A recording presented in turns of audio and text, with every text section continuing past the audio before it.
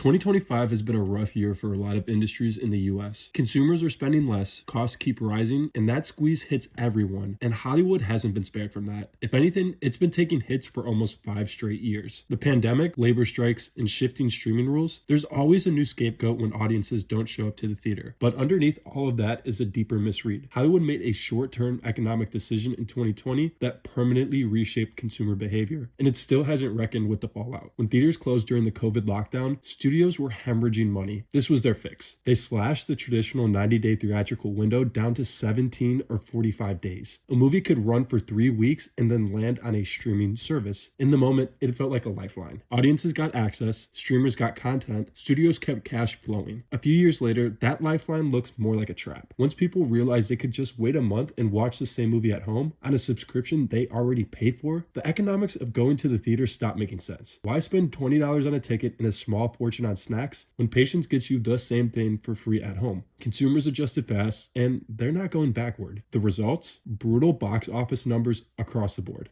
Big star-driven projects that used to be a can't miss are flatlining. After The Hunt, which featured Julia Roberts and had a $70 million budget, made just $3.3 million.